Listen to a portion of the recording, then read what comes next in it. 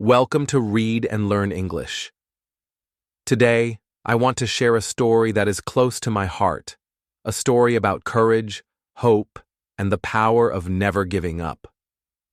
It is the story of a boy named Aaron, who once felt lost and broken because he could not read English like the other children. Imagine sitting in a crowded classroom, watching your classmates read out loud with confidence, while you stare at the page, unable to understand a single word. The laughter of others feels like a heavy weight on your heart, and the disappointed looks from your teacher make you feel even smaller. You wonder, what is wrong with me? Why can't I be like them? Aaron lived this feeling every day. He walked home with his head down, afraid to be called stupid again. But this is not just a story about struggle. It is a story about a quiet spark, something small but powerful, that begins in the darkest moments. One simple gift from his grandfather changed everything: a worn-out dictionary, a gentle word of encouragement, and the decision to try, even when it seemed impossible. This story is for anyone who has ever felt afraid to speak, too shy to try, or stuck in a moment of doubt. It is for all of us who dream of learning, growing, and finding our voice in a new language. As you listen, remember this: learning English is more than just words. It is a journey of courage and strength. Aaron's story will show you how small steps can lead to big changes. So, let's begin. Let's read and learn together, and find the hope that lives inside every challenge. Chapter 1.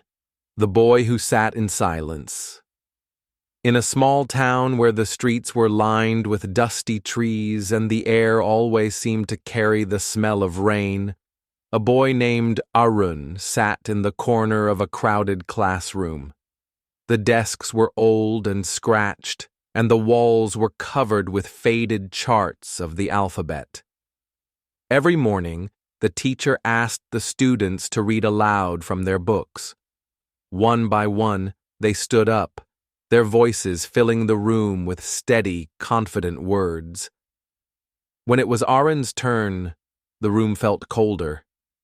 He stared at the page, the letters swimming in front of him like tiny black ants. The words did not form meaning. They were just shapes, strange and heavy in his mind. His hands trembled as he tried to speak, but his mouth stayed dry and empty. The silence stretched. A few students began to giggle. Someone in the back whispered something cruel, and another boy laughed loudly. The teacher's smile faded into a frown. "Aaron," she said softly, "you must practice more." Her voice was not angry, but the disappointment in her eyes felt sharper than any shout. Aaron sat down slowly, his face burning. He wanted to disappear into the desk. He wanted the floor to open up and swallow him whole. That day, and many days after, he walked home with his head down. The schoolyard noise faded behind him, but the laughter stayed in his ears. The word "stupid" echoed in his mind, even though no one had said it aloud that day. He believed it. He believed there was something broken inside him, something everyone else had, but he did not. At home, Aaron often avoided the books on the shelf. He pretended to be busy, helping his mother wash vegetables or carry water, but inside he was hiding. Reading had become a wall he could not climb, and every failed attempt only made the wall seem taller. Evenings were the hardest.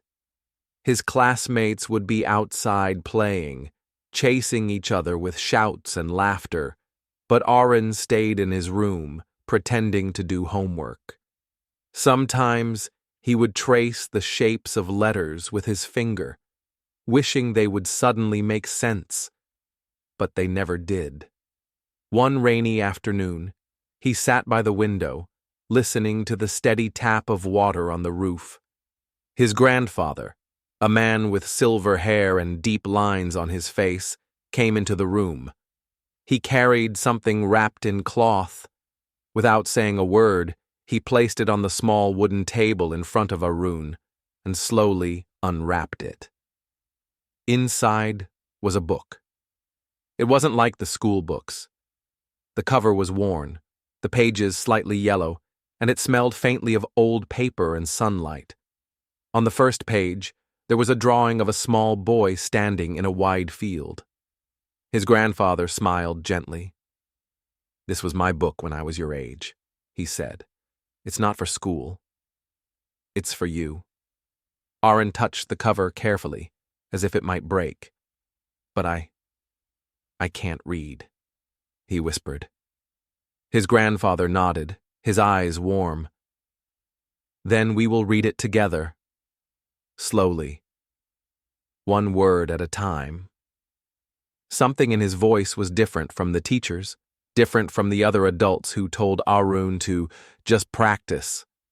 There was no disappointment here, no judgment, only patience. Arun didn't know why, but for the first time the idea of reading didn't feel like a wall. It felt like a small door, and maybe, just maybe, there was a key. That night, as the rain softened outside, Arun sat beside his grandfather under the dim light of the single bulb in their home. His grandfather read the first sentence aloud, pointing to each word. Arun repeated after him, slowly, awkwardly, but without fear. And for the first time, the laughter from school seemed far away, replaced by the quiet sound of possibility. Chapter 2. The Gift of a Dictionary.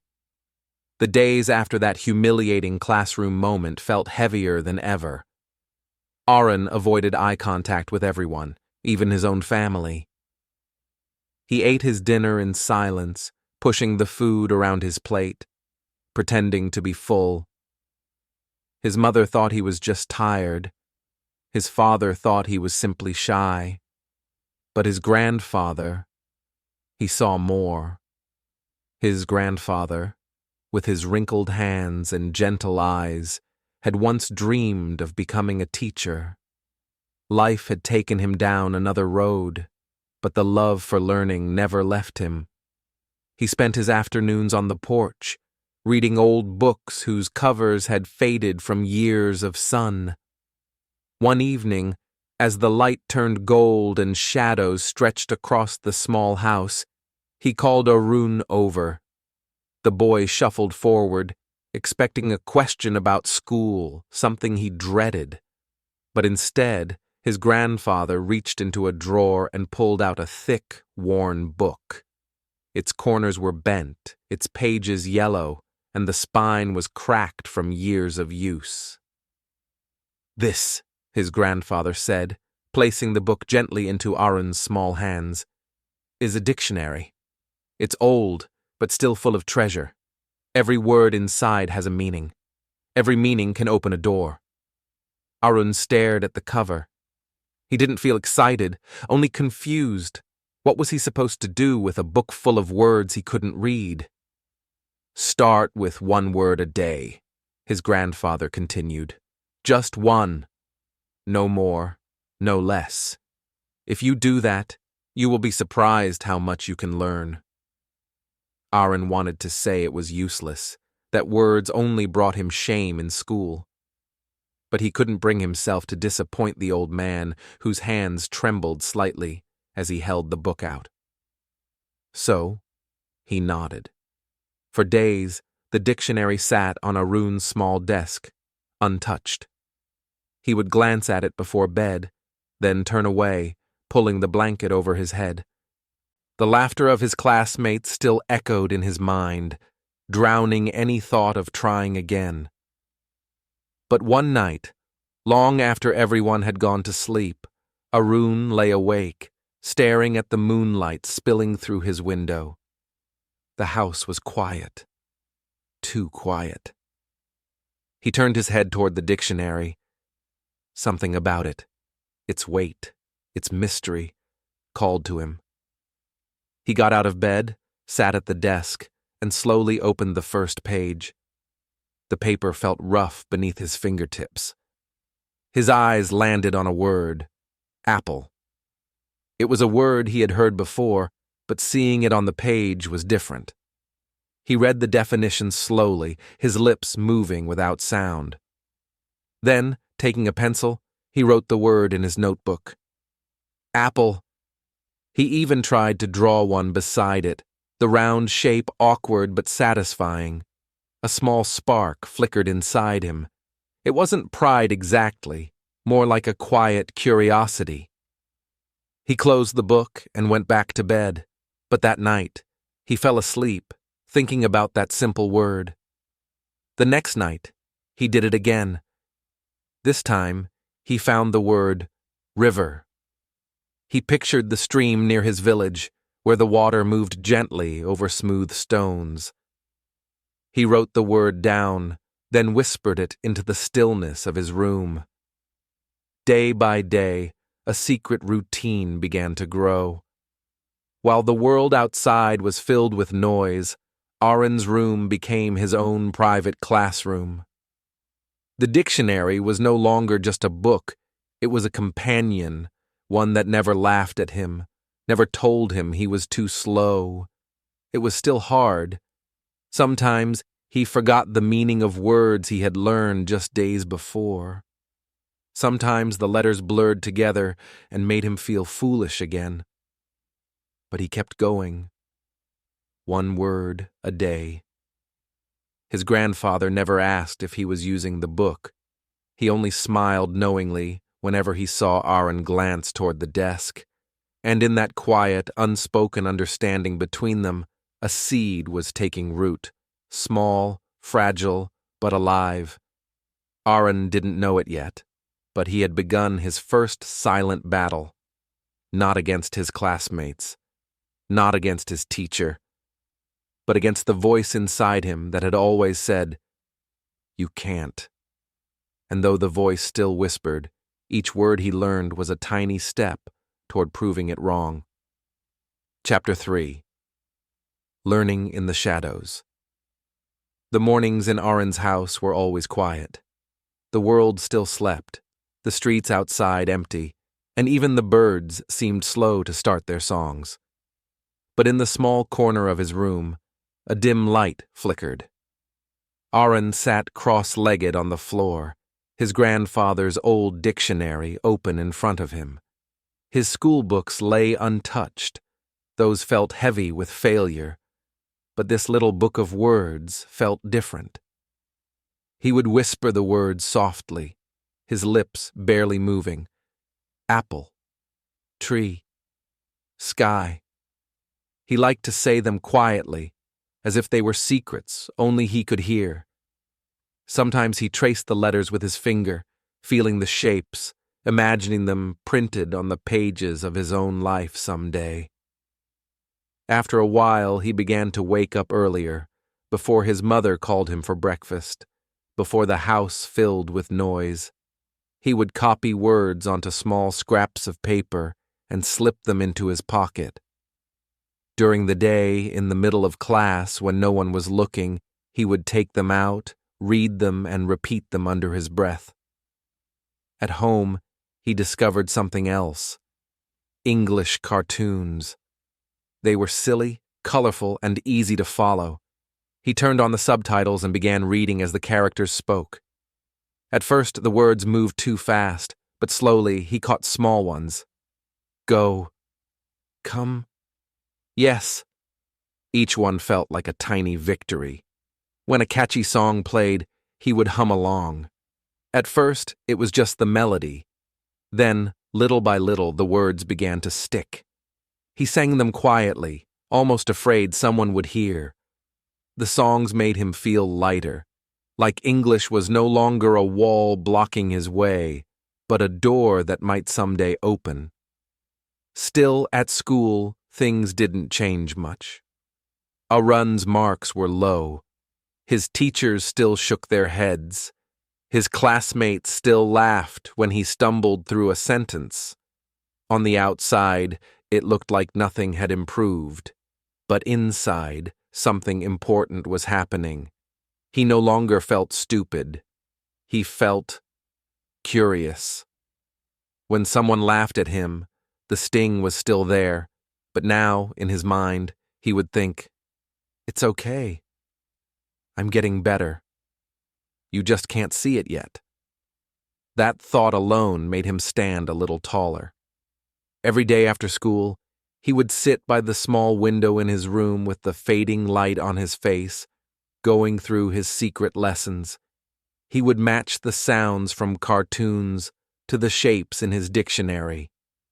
He would write words again and again until his hand ached. It was lonely work. No one cheered for him. No one said good job. There were no quick results to show, but in that quiet, unseen space, he was building something stronger than marks on a test. He was building belief in himself. Sometimes he imagined English like a giant tree. Right now, he was just planting the seeds, and no one could see anything yet.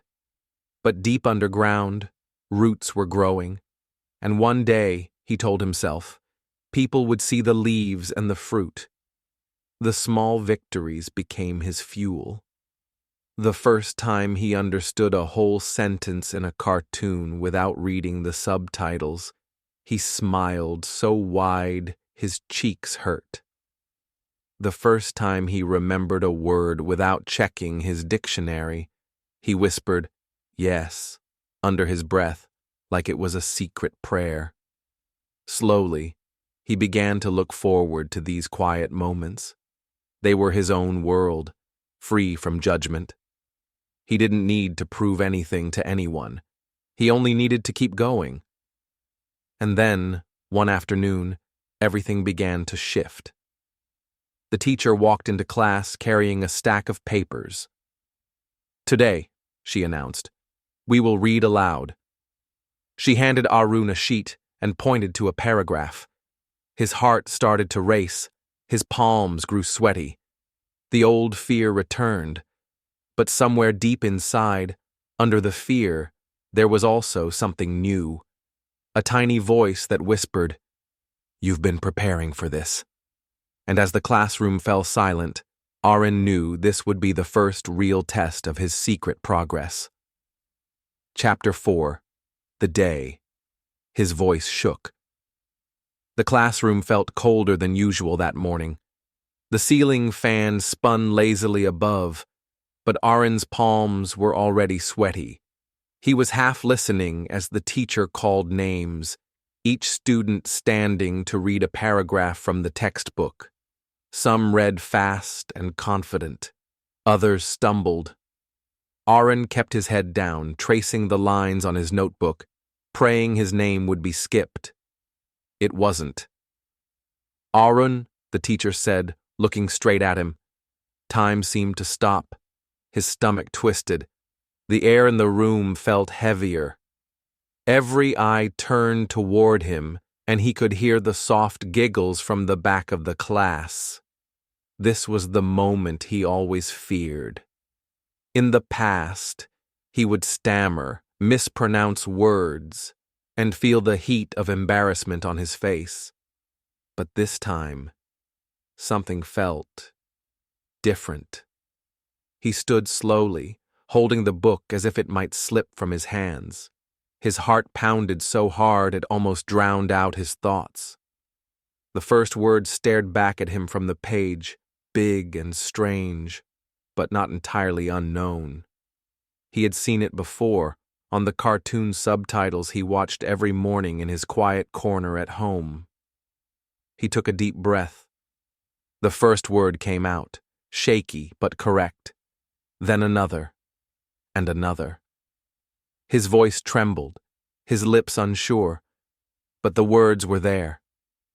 They didn't flow like water, but they didn't stick like stone either. He could feel the room's attention shift. The giggles stopped. Halfway through, he almost lost his place. His hands shook. A familiar fear crept in. What if he ruined it now? But he remembered the songs he sang softly before bed, the way he had repeated words until they felt natural. He took another breath, steadied himself, and kept going. By the time he reached the last line, the room was silent. He closed the book and sat down quickly, avoiding every gaze. Then he heard it. Soft claps from somewhere near the front. One, then two, then more. His teacher gave a small nod, not overly dramatic, but enough for Aaron to notice. He didn't smile. He didn't look proud. Outwardly, he was calm, almost blank. But inside? Inside, something powerful was happening. It wasn't just relief. It wasn't just surprise. It was the spark of a thought he had never dared to believe. Maybe I can do this. It wasn't perfect. His pronunciation was still heavy, his reading still slow. But he had faced the thing that used to terrify him, and survived. More than survived, he had made people listen. As the rest of the class continued, he barely heard the other voices. He was too busy replaying that moment in his mind, the moment when the fear didn't win completely. The moment when his voice, shaky, uncertain, still made it to the end. For the rest of the day, nothing seemed quite the same. The teasing felt softer, the stares less sharp. Maybe it was his imagination. Or maybe the others had noticed the change too. That night, Aaron lay on his bed, staring at the ceiling. He thought about how far he still had to go.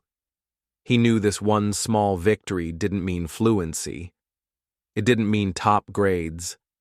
But it was proof that all those quiet hours of practice, all those mornings of whispering words to himself, were not wasted.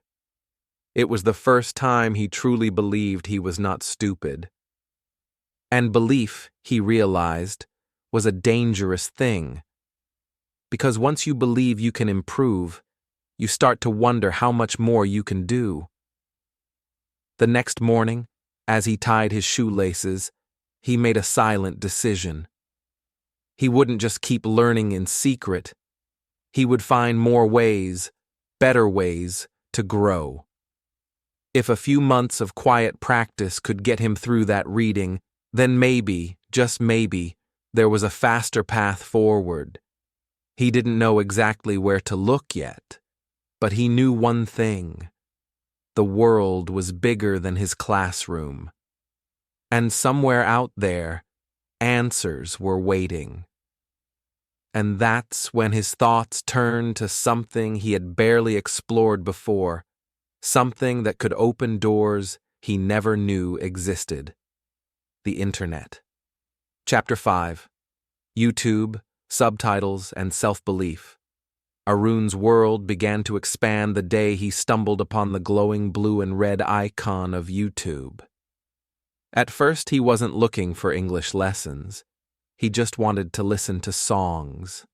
But one click led to another, and soon he found videos with titles like Learn English with Music and Daily English Practice. He watched them quietly, the volume low so no one could hear. The videos were different from his school lessons. They weren't strict or boring. They were friendly, colorful, and full of energy.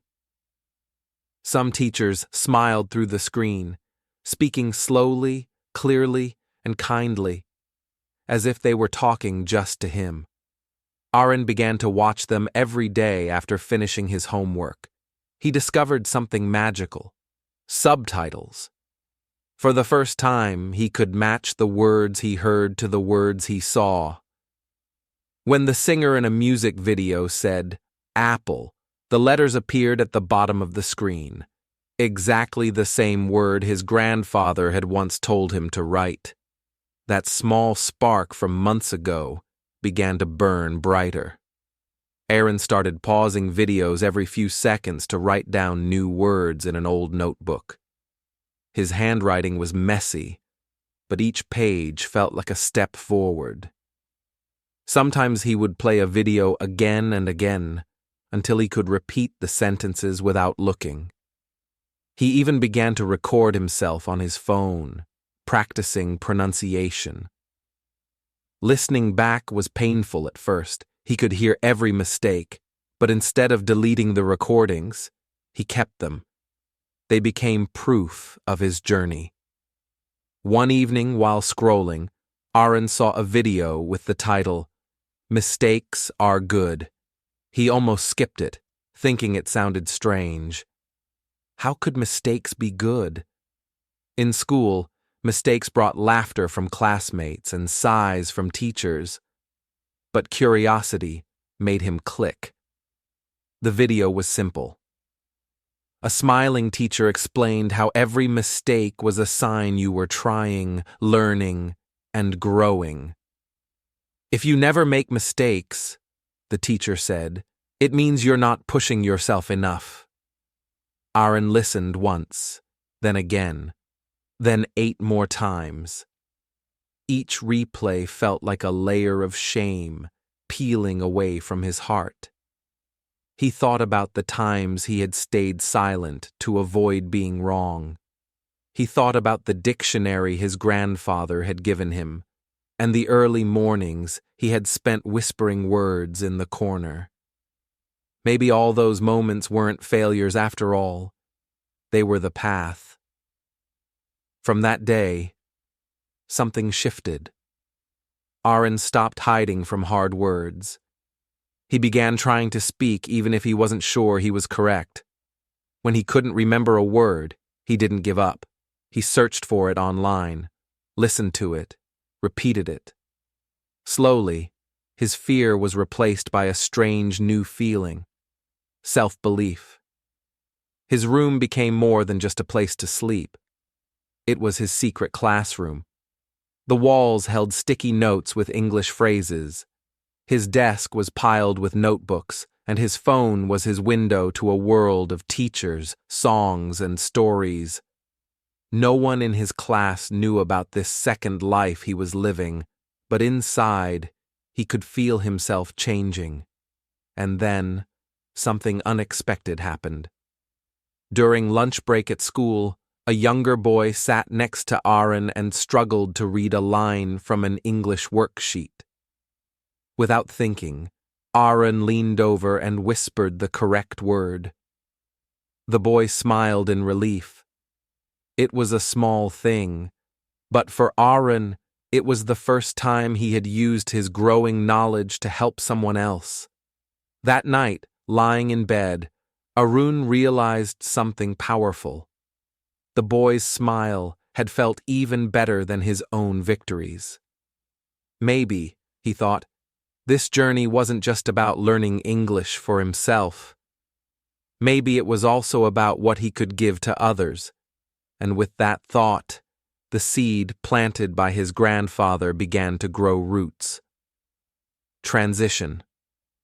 Aaron didn't know it yet, but helping that younger boy was only the beginning.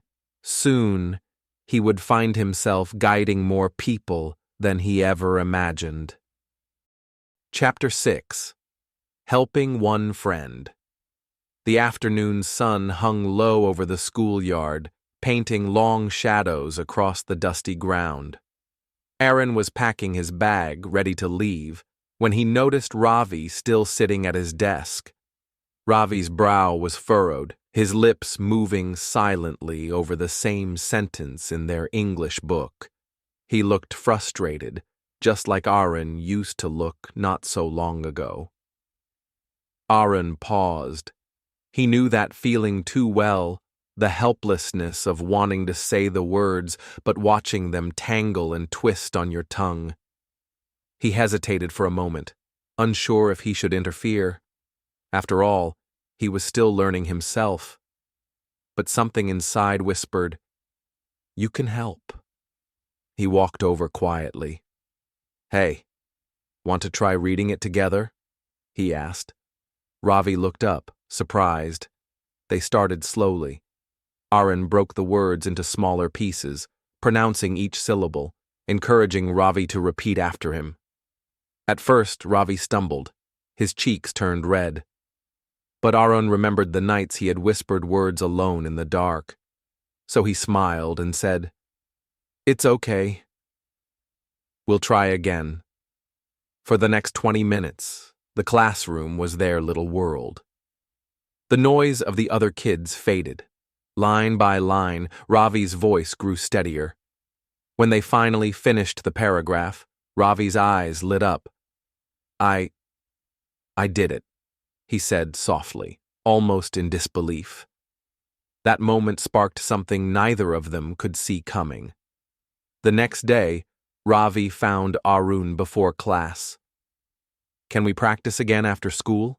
he asked. Arun agreed. By the end of the week, Ravi was smiling more in class. His confidence was growing, and word began to spread. First, it was one other boy who asked if he could join, then 2 more. Soon, Arun had a small group of classmates sitting with him every evening in a quiet corner of the schoolyard. They brought their books, their mistakes, and their determination. At first, Arun felt nervous. He wasn't a teacher. How could he guide others? But as the days passed, he realized he wasn't just teaching English. He was teaching what he had learned the hard way: patience, persistence, and the courage to keep trying even when you feel like giving up. His friends began to look at him differently.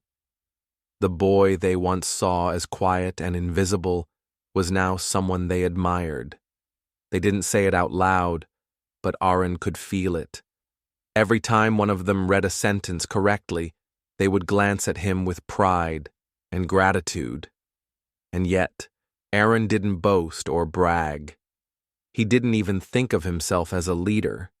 He just knew how good it felt to see someone else win, and to know you played a part in it. One afternoon, as Arun and his group were practicing under the shade of a tree, someone unexpected appeared. His English teacher stood a few steps away, watching quietly. Arun froze, worried they might be told to stop. But the teacher simply smiled and said, "I've heard about what you're doing." Arun's stomach tightened. Was he in trouble? Instead, the teacher walked closer, placed a hand on his shoulder, and said, "I have an idea. I think you can help more students, officially." Arun blinked in surprise. "Officially?" "Yes," the teacher replied. "We'll talk tomorrow. I think it's time for you to take this further." Arun didn't know what that meant exactly, but he felt something he hadn't felt in a long time: excitement for what was coming next. Chapter 7. A Teacher in the Making. The next morning, Arun woke with a strange feeling in his chest. His teacher had asked to see him after class. When the moment came, she smiled kindly and said, "Arun, I want you to lead a short session on pronunciation tomorrow. Just a few minutes. Will you try?" His heart pounded. Leading a class? The thought made him nervous. What if he made mistakes? What if the students laughed? But deep down, something inside told him this was a chance, something he could not let go. The next day, the classroom buzzed with chatter. Arun sat quietly, waiting for the right moment. When the teacher nodded at him, he stood slowly, feeling every eye on him. His hands shook a little, but he took a deep breath and began. "Hello, everyone," he said, his voice soft but clear. He looked at the students, remembering the videos he had watched so many nights before. He spoke slowly, carefully. "Today we will practice the th sound." He held up a small card with the word think written on it. "Repeat after me. The. Think." The students repeated, some stumbling, others trying their best. Arun smiled inside. This was not about being perfect. It was about trying, learning, and helping each other. He used simple examples, just like the videos taught him. He showed how to put the tongue gently between the teeth, how to breathe out softly. He even sang a little rhyme he had learned, and soon the room filled with laughter and effort. As the minutes passed, Arun's nervousness faded. He saw his classmates listen, try, and improve. They repeated words and smiled when they got it right. For the first time, Arun felt a quiet confidence grow inside. When the session ended, the teacher came over and placed a hand on his shoulder. "That was wonderful," she said warmly. "You have a gift, Arun. Keep using it." Her words surprised him. A gift? Him? He had never thought of himself like that before. The boy who used to be silent in the classroom, who was afraid to speak, was now standing in front of others, teaching. That evening, Arun sat quietly in his room, thinking. The old dictionary on his desk, the videos he watched, the friends he helped, all of it had led to this moment. He realized that learning wasn't just about passing exams. It was about finding your own strength and sharing it with others. For the first time, he began to imagine a future where he was not just a student, but a teacher, someone who could help others, just like his grandfather had helped him. It was a small thought at first, almost a whisper, but it grew louder in his heart. He wondered what it would be like to teach English every day, to make a difference in people's lives. Arun smiled softly to himself. The boy who once sat in silence was finding his voice, and that voice was beginning to believe. Years passed. Arun worked hard, finishing school and learning more every day. He never forgot those first lessons, how small steps can lead to big changes. When the time came to choose his path, Arun made a decision. He would become an English teacher, but not just in a classroom. He wanted to reach more people, wherever they were. So he chose a new way, teaching English online. It was a new challenge, but Arun felt ready. Because he had learned the most important lesson of all, believing in yourself can change everything. And so his journey continued, from silent struggle to quiet teacher, from fear to hope, from doubt to discovery. The story was only just beginning. Chapter 8. The YouTube channel. When Arun started college, he had a new dream. He wanted to help more people learn English. Not just his friends at school, but people all over the world. But he knew he needed tools. He worked hard, saving every rupee from part-time jobs and small tasks. After months, he finally bought a second-hand phone. It was old and scratched, but to Arun, it was like a treasure. With this phone, he could make videos and share his lessons. He decided to start a YouTube channel. He named it simply, Learn English with Arun. It felt personal, but also hopeful. Arun began making short videos. His first videos were simple. He showed how to pronounce the th sound, the one that had once been so hard for him. He explained how to learn English with music, sharing the songs he had loved. He taught how to read slowly and carefully, just like he had done in the quiet corners of his room.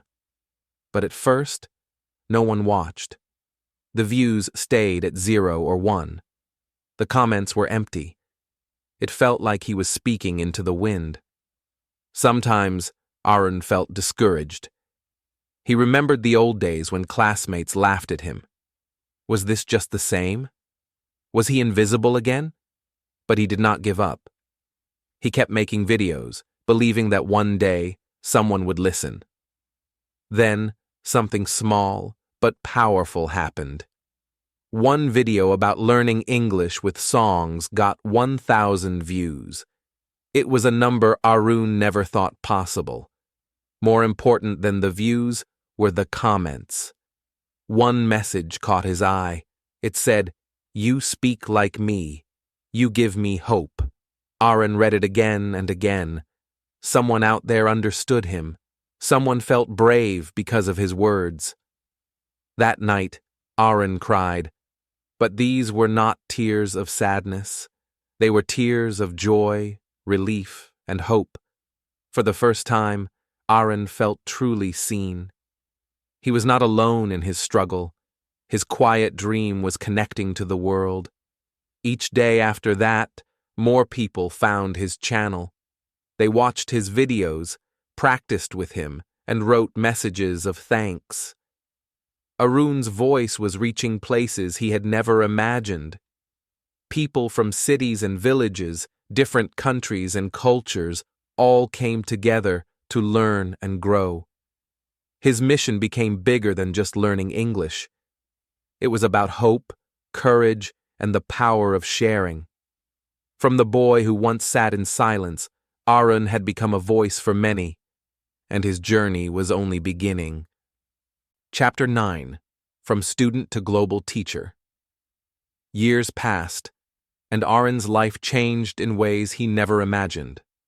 The boy who once sat quietly, afraid to read aloud, was now invited to speak at a large international English conference. This event was not just in his small town. It was online, connecting people from many countries all over the world. When the day came, Arun felt nervous, but he also felt strong. He knew his story was important, not just for him, but for everyone who had ever struggled to learn. He began by telling the truth about his past, how he was once the boy who couldn't read, how his classmates laughed, how he felt alone and broken. But Arun did not stop there. He shared the quiet moments, waking up early to study, the gift from his grandfather, the small victories that no one saw. He talked about the nights spent watching videos and singing songs, the fear he felt when reading aloud for the first time, and the moment when his voice finally shook but did not stop. His words were simple, but full of feeling. Teachers and learners from different places listened carefully. Some had tears in their eyes.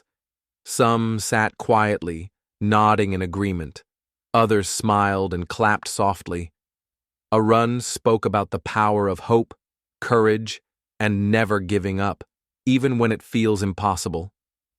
At the end of his speech, Arun looked into the camera and said something that felt like a gift for everyone watching. Every time you learn a word, you change your world. The screen filled with applause and messages from around the globe. People thanked Arun for sharing his journey. They said his story gave them courage to keep trying. In that moment, Arun understood something deep inside. His pain, the fear, the shame, the loneliness, had become a purpose. His voice, once silent and small, now carried across borders and oceans. He was no longer just a student or a teacher in one small town.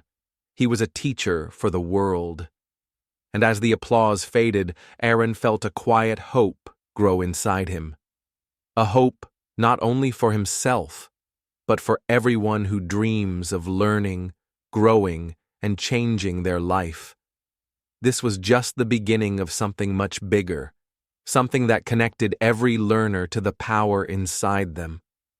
And Arun knew that the journey was still unfolding, one word at a time. Chapter 10. Your turn to rise. Now, Arun speaks directly to you. He knows how it feels to be afraid, to feel slow, to think you are broken. Maybe you think, I am not good enough. But Arun wants you to hear this. You are not broken. You are learning. And that learning makes you strong. It does not matter where you start. It does not matter how many mistakes you make. Every mistake is part of your song, a song only you can sing. When you stumble, when you don't know the right word, that is not failure. That is courage. English is not just a set of rules or hard grammar. English is a journey of bravery. It is the choice to try again, even when it feels difficult. Arun remembers the days when he wanted to hide, when his voice shook, when he thought he would never speak well. But he did not stop. Step by step, word by word, he moved forward, and now he wants you to do the same. You are not alone. Your story is part of a larger story, one filled with people just like you, people who learn quietly in the shadows, people who rise, slowly but surely, people who change their worlds with every new word. If Aaron could rise from silence and fear, so can you. The path may be hard, it may feel long, but every small step brings you closer to your dream. Keep going, keep trying, keep believing. Your voice matters. The world needs your voice.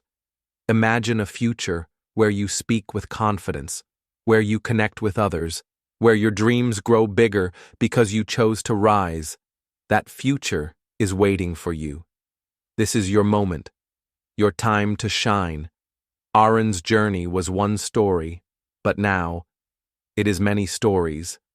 Your story, the video ends, but your journey is just beginning, and the world is ready to listen. Thank you for joining me on Arun's journey today. His story shows us something very important. No matter how hard it feels, no matter how many times you struggle or fail, every step you take brings you closer to your goal. Learning English is not just about memorizing words or grammar. It's about finding your voice, believing in yourself, and never giving up. Remember, like Aaron, you might feel slow or stuck sometimes. That is okay. Every mistake you make is part of your path, part of your story. Each word you learn is a small victory. You are stronger than you think, and your effort matters more than you know. If Arun could start from silence and fear and become a teacher inspiring thousands, then so can you. Your journey is just beginning. Keep practicing, keep trying, and keep believing that your voice is important. The world is waiting to hear what only you can say. Thank you for watching Read and Learn English. I hope Arun's story gives you hope and courage to keep going. Remember, every day is a new chance to learn, to grow, and to shine. Until next time, keep reading, keep learning, and never stop believing in yourself. Your voice can change your world.